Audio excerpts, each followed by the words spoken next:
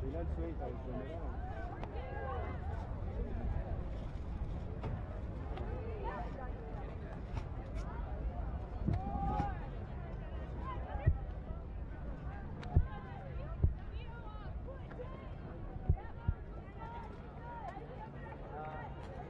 I did between the longer ones, but I didn't.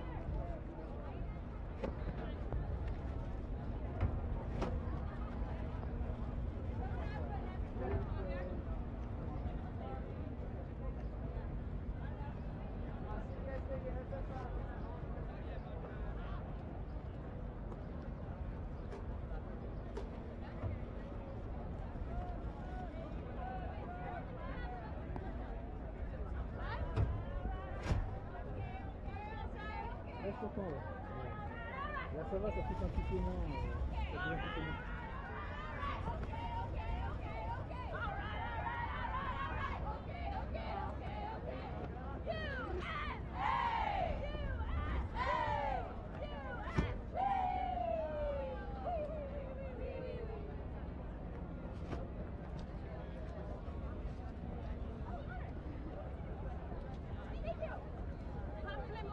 Hey Luke, I'm on. And there, it's on. He's now turning it on. He needs.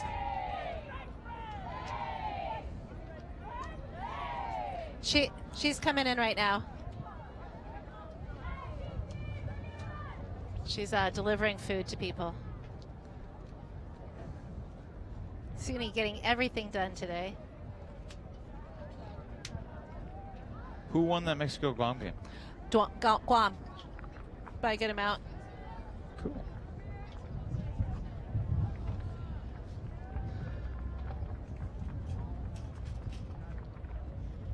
So Canada, which game did I do for them? I think.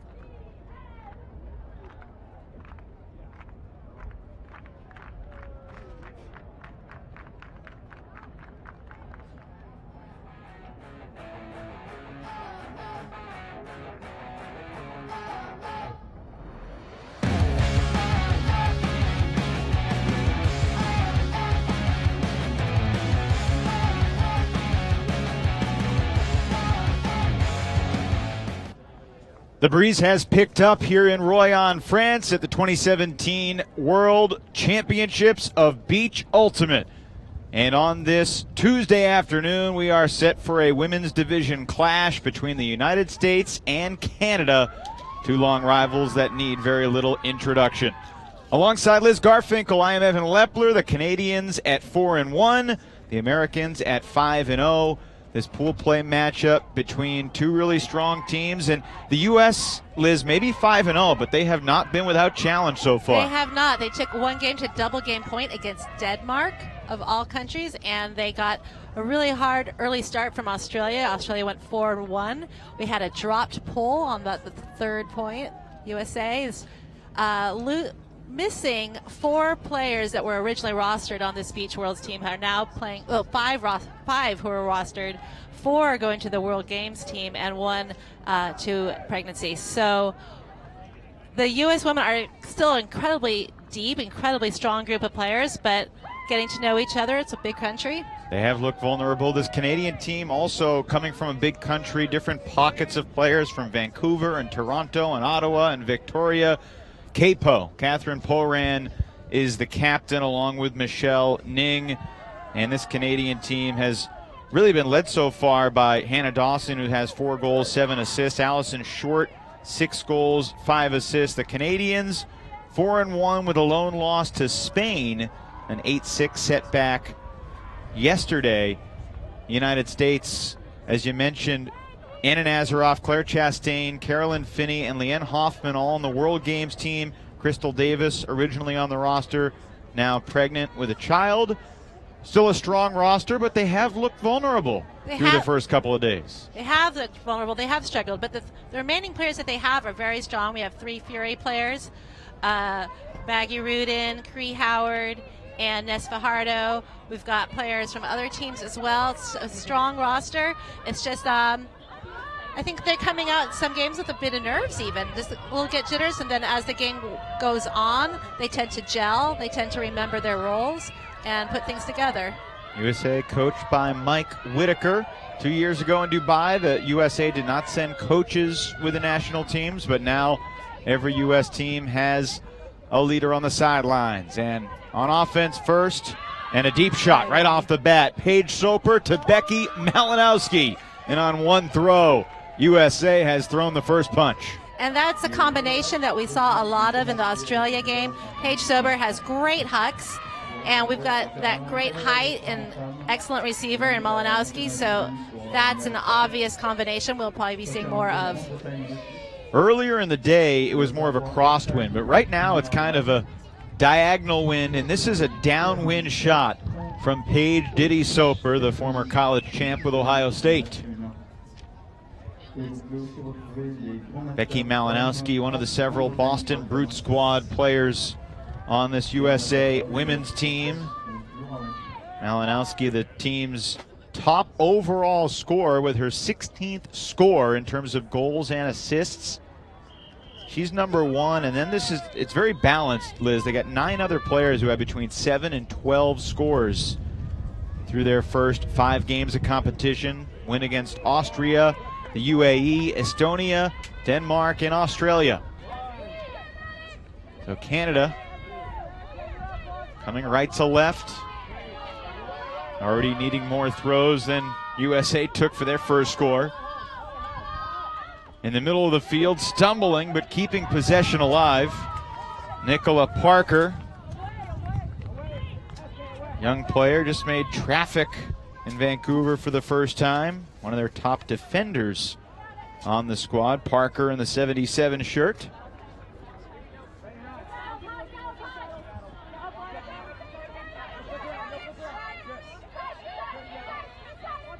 Ning sees the opening.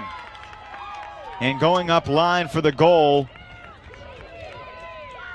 Anush Baudry beat her defender to the spot. And that was a great quick point from Canada. We had just the one little discussion in the middle there, but otherwise it was just some clean passes. Canada working it up the line, always kind of staying on this open side. Now we have Cree Howard and Maggie Rudin going in for this point, along with Malinowski. We've got 2 really strong receivers there in Howard and Malinowski, and then of course we've got Paige Sober and her Hucks. Lou's another good handler, so this could be looking to go deep quickly again. Only needed 1 throw on the first point of the game for the USA offense, but Canada showing patience to bring it downfield. And Howard is a receiver with also really great throws, so she sometimes plays that sort of a middle role. Well, she scored the game-winning goal in the gold medal game in Dubai 2 years ago. And Cree Howard suffered a torn ACL, recovering from that injury to return to the sand. Malinowski takes the easy reset. This is Rudin to Howard. Well done. And that's Howard to Sober, and that's the reverse arrangement. We saw that sometimes in against the Australia game as well. Sober usually wants the Hucks, but she's happy to dish it off to Howard and then run into the end zone herself for it. What stood out to you most watching USA against Australia in the early struggles and then the comeback? You know, it really just seemed to be like nerves from the USA. I was just seeing really uncharacteristic mistakes for them. Like I mentioned, there was a drop pull, there was just some throwaways, a lot of miscommunications. And then they just kind of remembered, I think, their roles and their strength and just kind of transitioned on it. Australia played really excellent defense. They had really great position D for the Hucks. They were really denying all those kind of Hucks that you expect receivers like Howard and Malinowski to pull down. Australia also connected on several deep shots at the USA's expense. Now the wind really starting to whip here on the show pitch in Royan. Parker launching.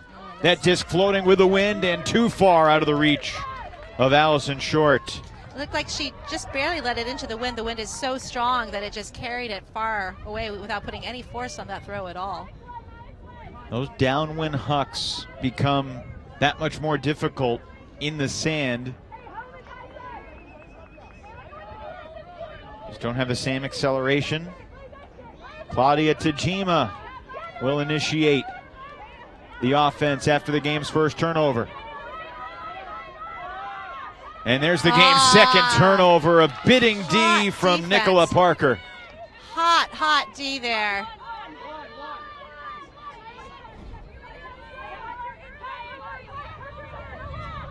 Take a look. Parker closing with a left. And now back to live action. Canada punches it in. A dump swing worked to perfection. And they find Baudry for her second score. And so far, 2 offensive holds going downwind for each side.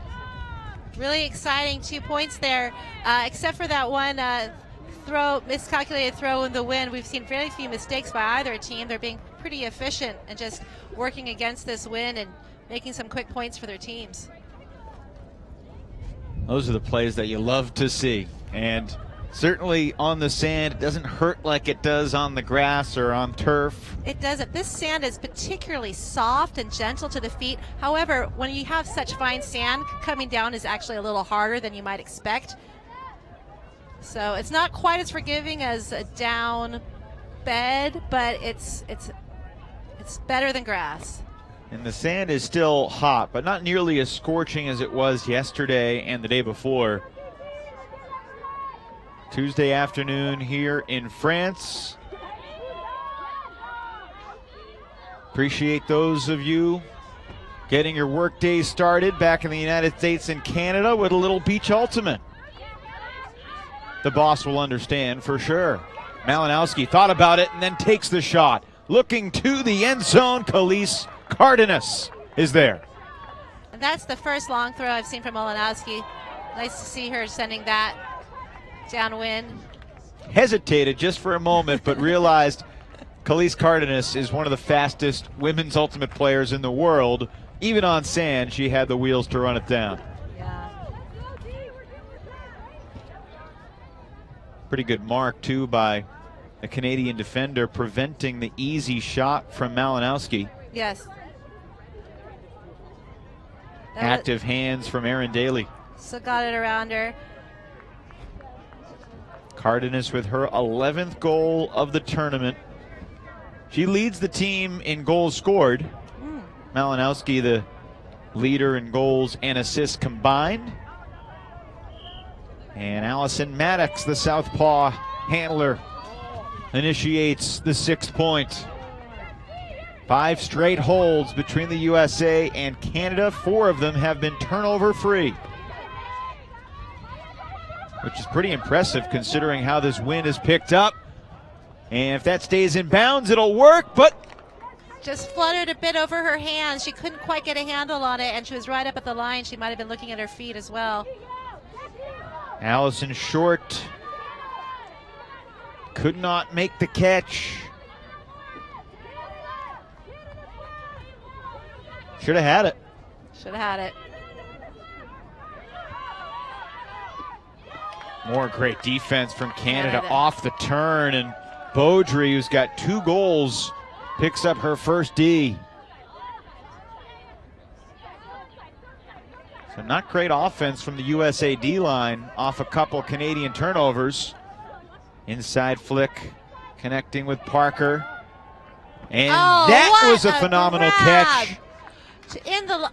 She landed pretty hard. They're wondering if she landed with her hands, with her arms, or with her feet. But it looks pretty great from here. Let's see what it said. Oh, she's sending it back. Great effort. Looks like there's a call on the throw. And that's why it's coming back. Parker looking for a window. That was a nice throw with a stall count rising and finding the gap. Again, Beaudry, bookends for her after the Canadian turnover. And we're still even 3-all here in the first half. That finish there was not nearly as exciting as the grab we had just seen before on the next to the cone, towing the line. But for whatever reason, went back, and they still got the job done the basic way.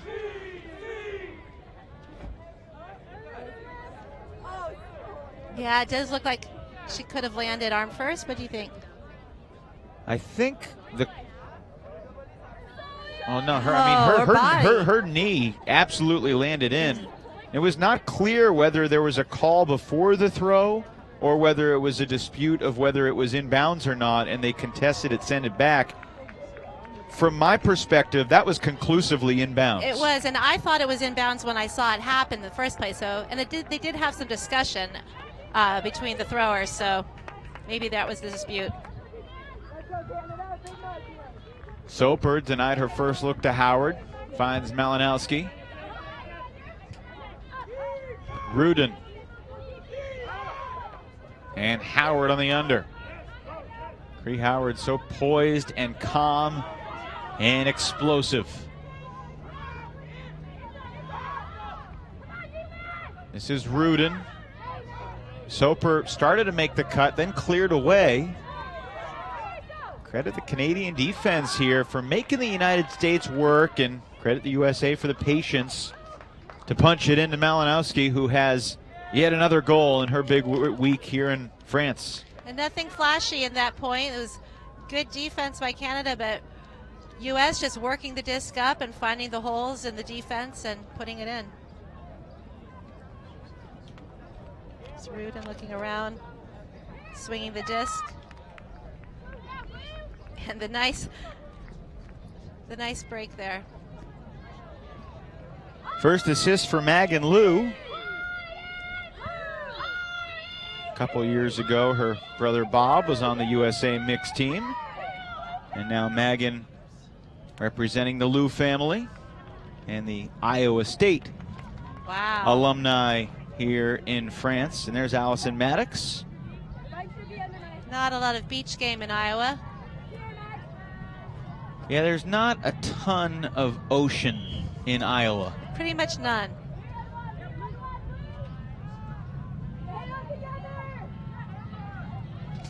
And yet she now lives in San Francisco, where there is plenty of bay. We have great beach in the winter. That's where we like to play in the winter in San Francisco.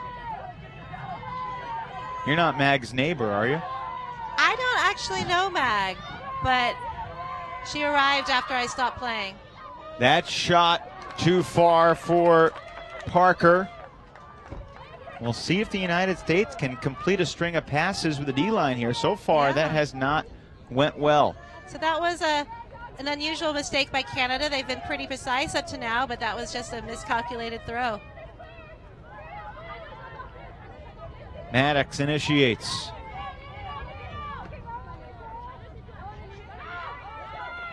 Ancio. And again, trying to force that throw in there. Sarah Miller just wasn't open. No. Canada playing really tight defense there. Didn't give them any options. Short with the D for the Canadians. And then Ning, nice balance on the low release flick. And then the shot sails too tall. We're seeing a lot of jitters in this point. I'm not quite sure what it is. The wind isn't any stronger than it's been before, but both teams are just rushing their throws, not making the best decisions.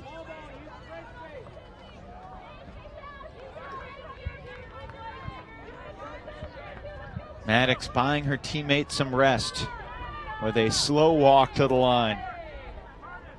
Lauren Sadler, Sarah Miller, Sarah Ancio downfield. Amber Sinnerkrope the reset.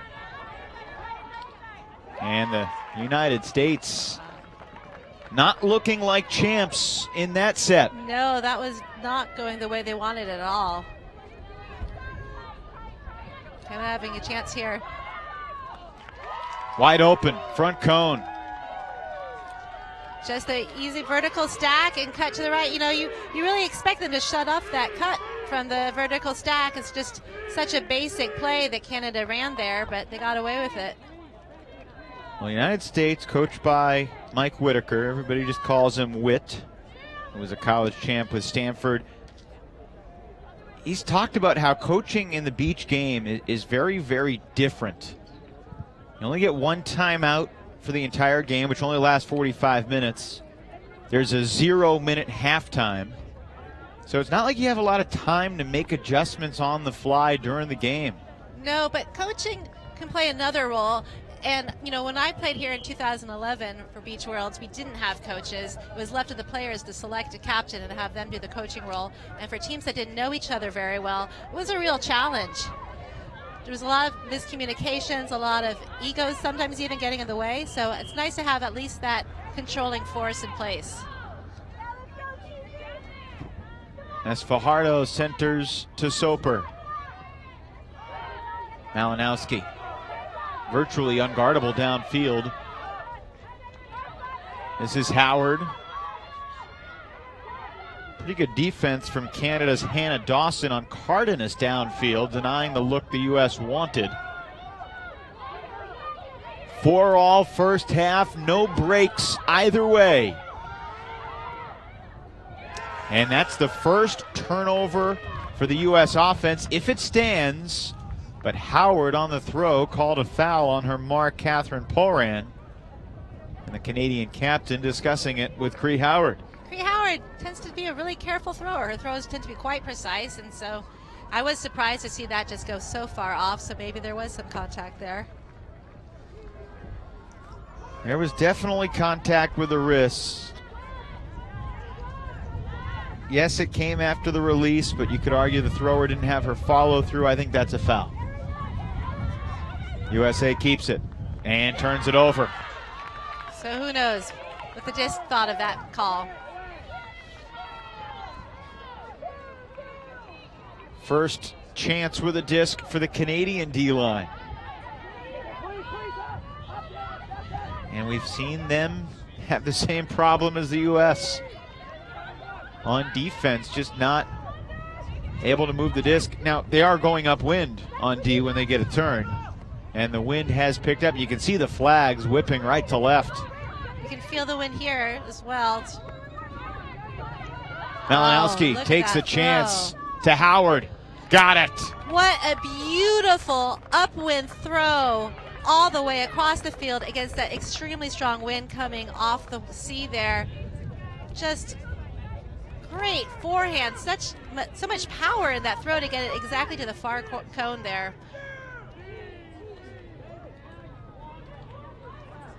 Malinowski doing it as a receiver and a distributor.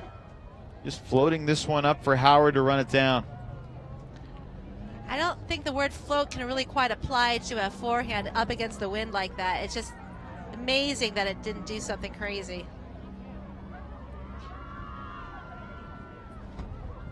It did begin to turn, but it turned. Cree read that so well. She got right into it where it was going.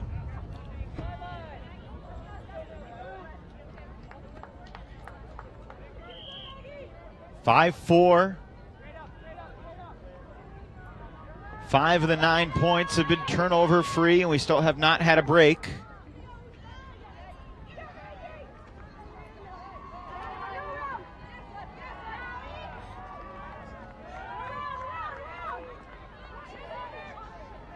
There's a throwing error from Canada's Michelle Ning.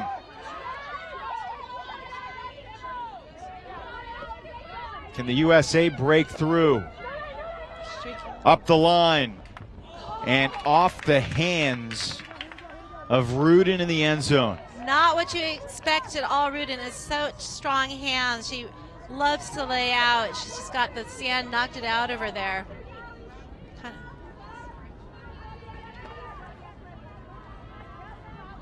These are certainly two of the top teams in the division.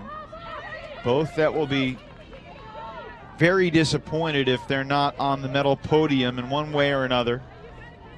Of course, USA, the expectation gold. There's so much pressure playing for the U.S. Even just being down in a game feels like a failure. Well, the USA women were on the cusp of a loss in the finals 2 years ago. But got a universe point winner against Russia. Russia women so strong on the beach. Tajima shoots it out of the reach of a bidding Megan Liu. Couldn't quite pull that down, Liu. Looked like she had a good bid on it, but didn't get it in her hands.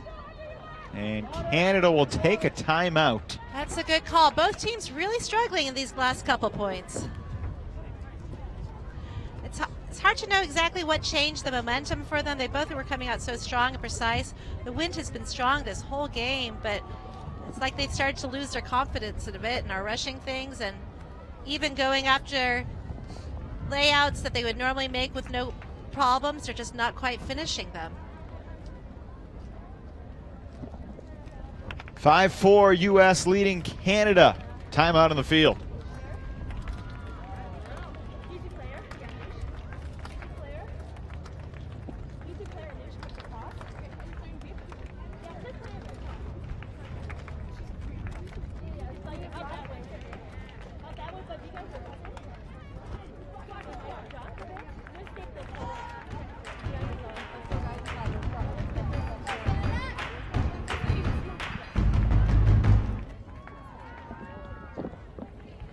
For the first time on the beach, it is a colored Discraft Ultra Star, 2017 Beach Worlds.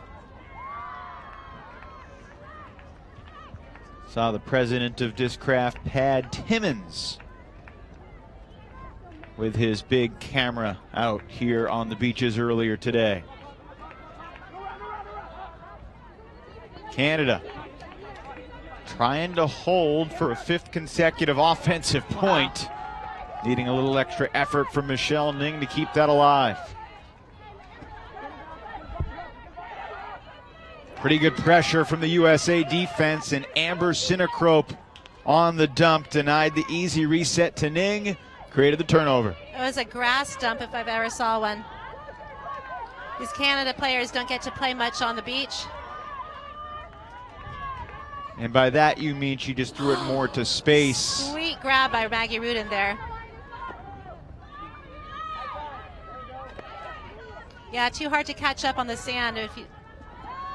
A laser beam off the fingertips.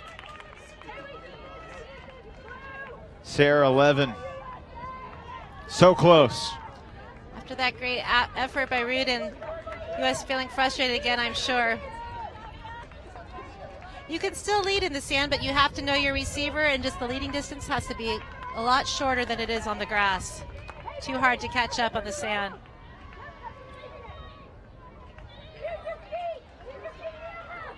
Again, it's Ning. Played a couple years ago in Dubai. Jay shooting it. Just sailing it in the wind there. Well, this is now the longest point of the half. 3 turnovers per side.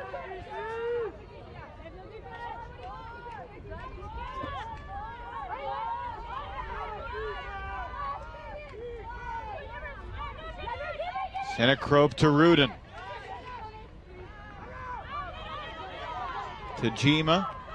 Back to her club teammate Sinacrope. Looking for Levin. Great defense by Canada. And again, Allison Short keeping her team right in the thick of it here in the first half.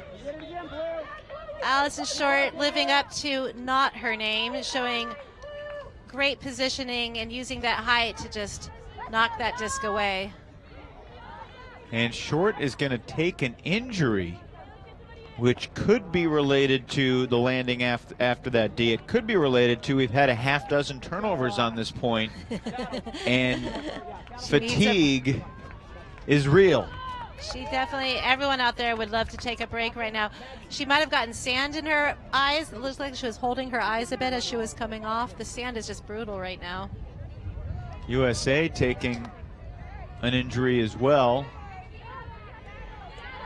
Sadler into the game, replacing Rudin.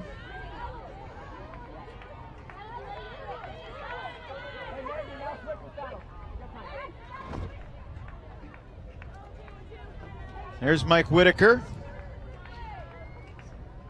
He's an international consulting. He works for an international consulting company, and he said his job is to find novel solutions to strategic problems, which, if you think about it, is a great characterization of what a coach has to do. I agree. Defense downfield from Tajima. That was a poor choice. I think there was a really tight U.S. defense there, preventing any other good options, and they just forced it down the line, and the U.S. player was able to just get right in there and knock it out of the way.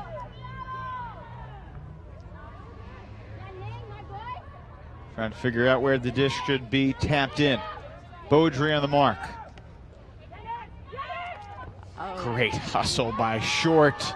Beautiful throw, Lou. That disc hanging up and read well. And Sarah Levin has the game's first break as the U.S. takes a 6-4 lead.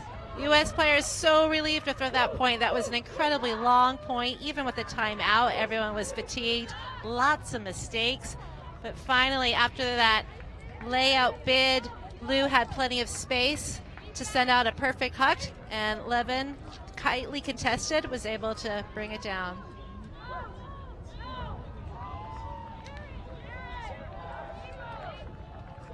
The first upwind score of the game from either side.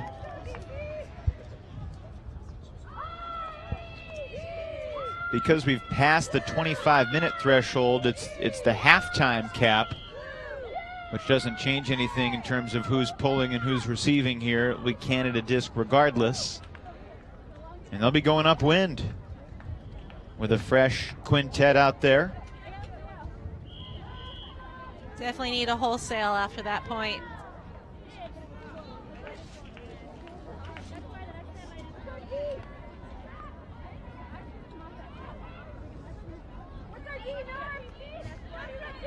Maddox, the southpaw, launches another bending backhand pull. Naomi Redmond picks it up.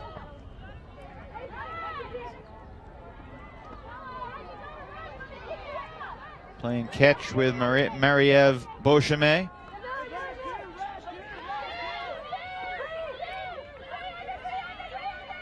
It's a good holster there initially. And then coming back underneath, Poran.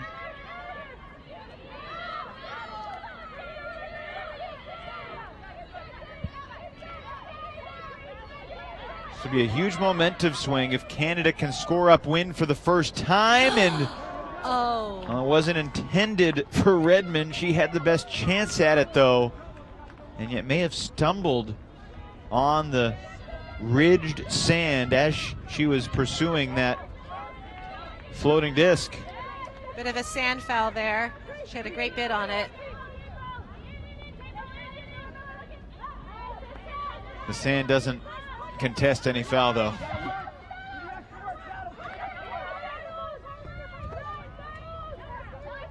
Oh, that worked. Squeezing it in there, Sadler to Ancio. It wasn't pretty, but she got that flick through the middle of the field and found Ancio in the end zone for the score. So U.S. breaking away a little bit now. That's 3 in a row. After we began with 9 consecutive holds, 2 breaks for the USA, and here was the missed chance from Redmond.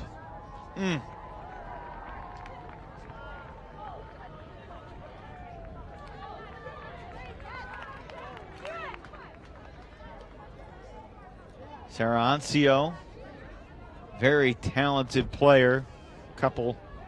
A few national championships in the mixed division in the United States with Minneapolis Dragon Thrust, and now she's going to play in the women's division for Madison Heist. Another addition for the women from Wisconsin. Canada really taking the time to get to the line. I think the players are very tired at this point. It's still hot in the day. The wind is heavy. How would you characterize today's conditions to the conditions 24 and 48 hours ago? You know, the past 2 days have been so incredibly hot. Yesterday, towards the end of the day, we had very little wind. Today, it's been much cooler, so that's very welcome, I'm sure. But the wind today is, I think, the most brutal it's been so far. And the sand is almost as frustrating because the wind is just blowing up this fine sand, and that can be just as frustrating as the wind has the effect on the disc. Yeah, there have been times, especially after a bid, when it feels like the field is smoky because of the dust in the air. And when we woke up this morning, it was a very hazy, foggy morning, and it burned away fast. It's a really welcome, cool break, though.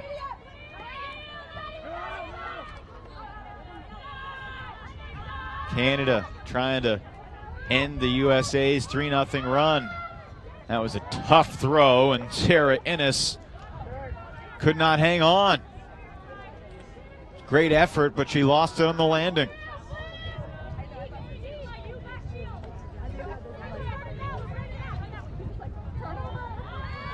Into the wind, Soper's huck, just out of the reach of the bidding Cardenas. So Canada back downwind again. Nings flick denied, and Malinowski comes up with the stuff. That was exciting to be there. So it was like it's swinging to Fajardo. Low throw, Malinowski keeps it alive again. She is doing absolutely everything right now. Fajardo looking for Cardenas. Awesome. 8-4 USA. a really great player on this team. She plays with Fury. I actually played Winter League with her the season before she made Fury as a team. I didn't realize then what the level of skill she had. You know, it's just a simple Winter League game, but she really has been such a powerhouse. Doing just the basic things, you know, she's not a flashy player. She just gets things done and gets them done reliably. Heck of a bit from Cardenas, and she popped back up. Here's Malinowski taking over the point. The D, and then the great catch to keep it alive, leading to Fajardo's assist. San Francisco to Seattle. Also, Nancy's son was on that same Winter League team. She was a former captain of Fury, so she was scouting her the whole season. It sounds like a pretty darn good league team. It was a very good team. That also, yeah, we had Mac Taylor on that team as well. It was a pretty good team. I'd say it doesn't sound fair for the rest of the Bay Area, but I'm sure there were some other talented squads, knowing how deep. Pretty talented squads. Actually, Mac might have been the following season, come to think of it. I think we used all of our picks for him. Mac Taylor on the USA mixed team here in France.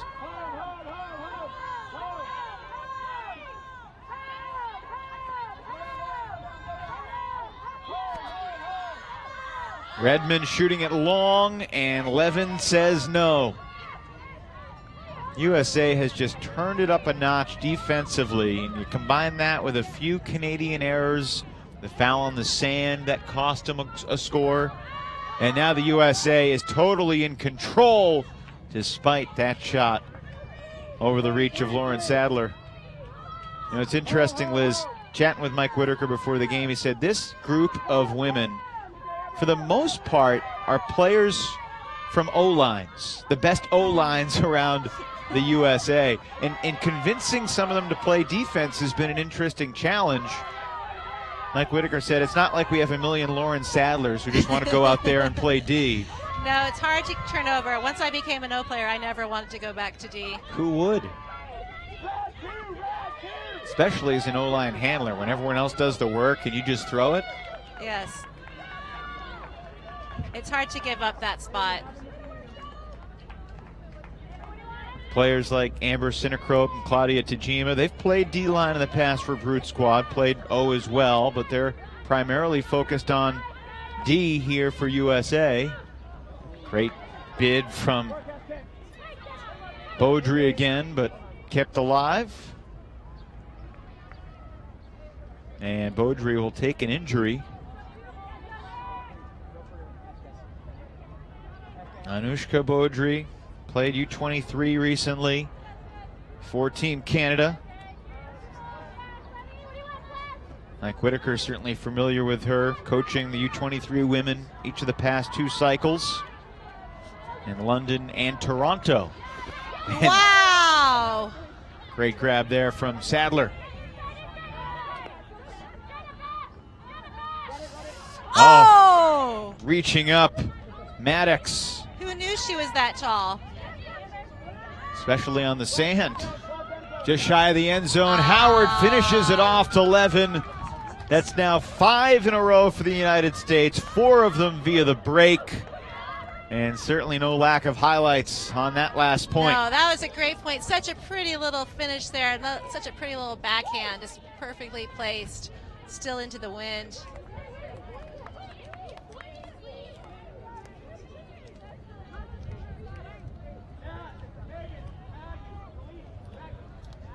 Oh, the bid after the throw. Oh, there it is. But the 2 layouts weren't in there. We just got the little bit. Here we come.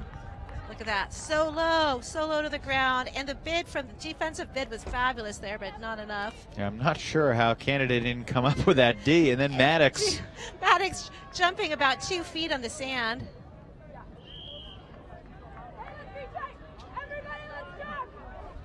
So things have really fallen apart for Canada after a very promising start. They were trading back and forth. A couple spectacular layout Ds after the O-line for Canada had turned it over to get the disc back and punch it in. And now we're still seeing the layout efforts, but it's just missing the mark. Yeah, USA, like a freight train, once it gains momentum, it takes a while to slow it down. That is not going to work. No. Laurel J wants that one back.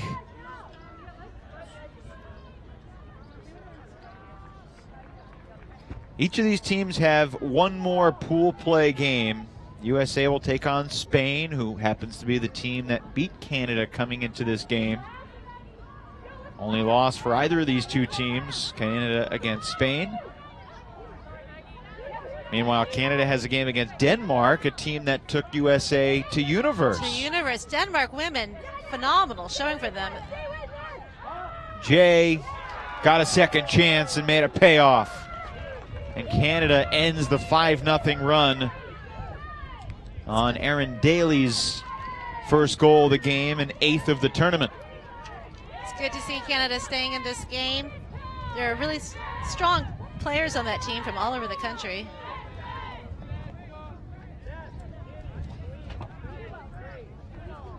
It is definitely a transition from them to play on the sand and in this heat.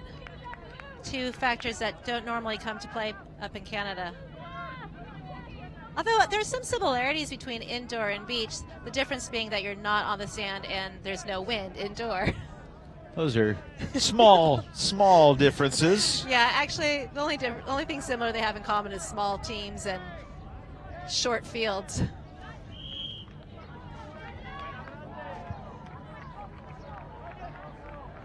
Indoor has recently become popular in San Francisco because we have such rainy winters sometimes, but I just can't imagine it. I left basketball when I discovered you could play outside and Sure. won't go back. I have more sympathy for those who have to play indoor because of the cold than the Bay Area folks who want to play inside. I agree. I don't quite understand it, but especially during 4 years of drought. But there were not many dry days this past winter, so I guess it got some popularity. Let's see if Canada, they could all of a sudden take it upwind here, the 45 meters, and then they could, steal a point downwind. Then all of a sudden it could be 9-7, and here's the deep shot, throw. And that's just shy of the goal line. Parker needs to pay this off. Parker, yes! Oh! What a grab! And There's it's a coming back. discussion. Dawson keeps it alive. Sustaining possession. Would have been a turnover if not for the bid.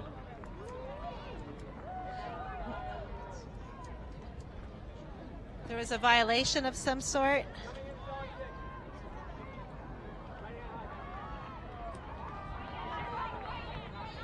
They're back to live action, coming and installing 6 and sneaking that through. Not nearly as spectacular as the previous catch, but Hannah Dawson, the Ottawa native, still has the goal. And Canada, while they're running short on time, they've made it 9-6. They're going to be pulling downwind here, and this one's not over yet. It's not over yet. We've seen the U.S. give a few points to teams that are as strong as Canada. So anything can happen here. Let's see this. Here's that incredible bid here with the thrower. Look at that. Oh, just about to hit the ground. She got the extra push off her toes, reins it in, but then she had to do it the easy way after. Not exactly that. It's not that it's easy to get that over Malinowski, but definitely not as flashy. So now the USA trapped on the downwind sideline, this diagonal wind. Cree Howard will throw into it here. Hagen Liu to Becky Malinowski. Bidding Paige Soper. And shooting long, Howard is there. I don't know if it's that the throwers always know the way that Howard runs, or Howard just reads disc so beautifully, but it always looks like the disc is just sealed to her hands. She's had some pretty darn good throwers giving her the disc through the years in San Francisco and on Team USA, and she's certainly one of the great cutters of the past decade in the sport. Coming from UC Berkeley, Pie Queens, great player for them. She just went straight into Fury from there. She's been on USA for the World Games, for WUGC, and as mentioned before, the game-winning goal scorer on an inside flick from Anna Nazaroff 2 years ago, when it looked like the U.S. women were teetering on suffering through the ignominy of a silver medal. So Anna Nazarov, another Fury player who we've lost to the World's team, so to speak. She, one of my favorite local memories of her was playing Pickup Beach. She decided to match against a rookie. Every single point that same rookie got to match up against Anna, having no idea that she was matching up against probably the best player in the country. Was she cruel and unusual to the rookie she was guarding? She was actually quite kind, and sometimes it's actually nice to play against the top players as a rookie. But she pushed her. She didn't make things easy for her, but she didn't abuse her either. Anna Nazaroff, one of the 7 females on the USA World Games team. That'll commence on July 20th in Poland. Along with 3 other women who would have been playing with this beach women's team here. Carolyn Finney, Leanne Hoffman, Claire Chastain, an alternate on the USA World Games squad. Gold medalist in Dubai 2 years ago. All of a sudden, the offense is starting to figure out how to move the disc left to right into this wind. And how about that low release around break from Ning? One throw later, it becomes 10-7. Erin Daly scores again for Canada.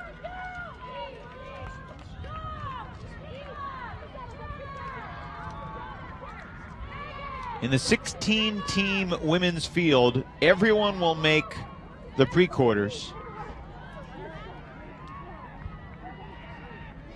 But there's a lot of talk that there are perhaps as many as 8 or 9 different countries that could reasonably make their case for a spot in the semis. And because of that, the quarterfinal round in the women's division in particular could be very unpredictable. Well, the sleeper team, I think, for the women right now is Spain. They've been having a great run in this tournament, taking down lots of teams. Russia, of course, winners for Europeans in 2013.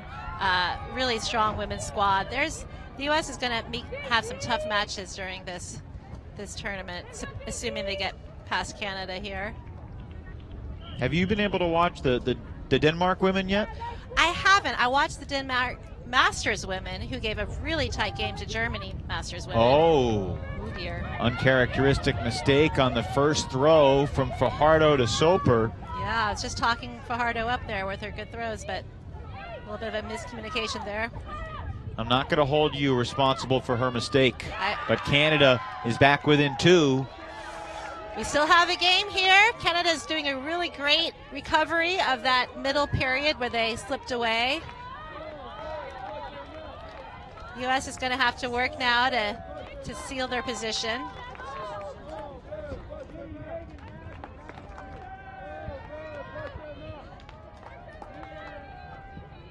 We got a strong line coming back here. We've got the 2 great receivers, Malinowski and Howard. We've got Sober with her hucks. We've got Lou, who's playing. Really, this is a super strong O-line here.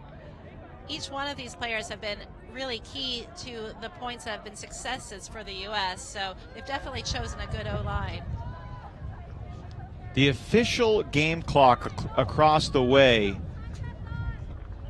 was about 30 seconds behind our scorebug game clock, which you may have noticed had surpassed 45 minutes before that goal. However, the official game clock was shy of 45 minutes. So this is not, I don't think, game point.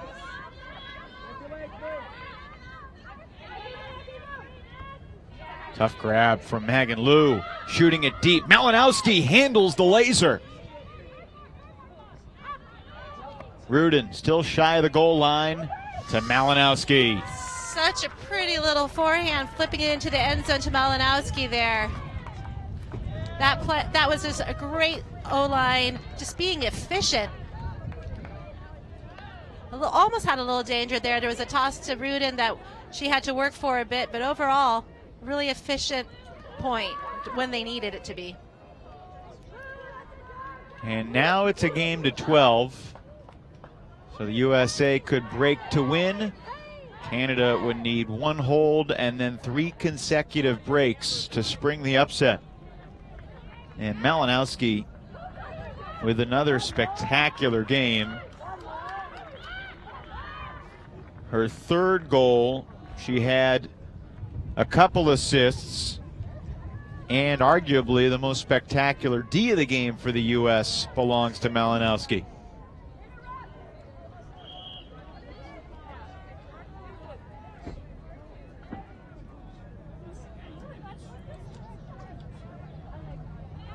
Maddox uncorks another pull.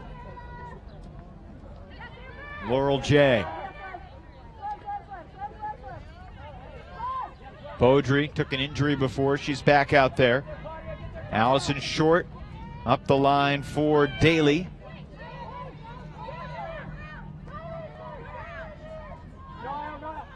It's a must-score situation for Canada. And a turnover free hold. They did it. Canada just being as efficient as the U.S. was in that preceding point, making sure they're still in this game, making sure that they don't make it easy for the U.S.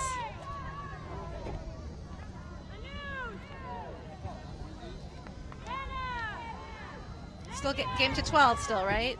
It is a game to 12. Canada needs 3 breaks in a row to win it. See the O-line here. Malinowski, Sober, Howard, Liu.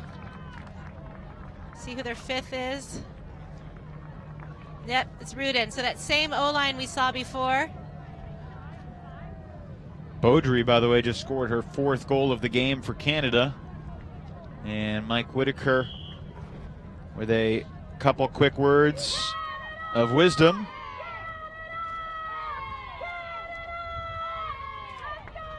Asked him if he'd played much beach before. He said he won Paganello back in the mid-2000s in Italy, but other than that, not too much. That's no easy feat. Paganello at least used to be the premier beach tournament in the world. Yeah, it's on the bucket list of many who have not been, like myself. It's fading in its glory, but it's still a great time.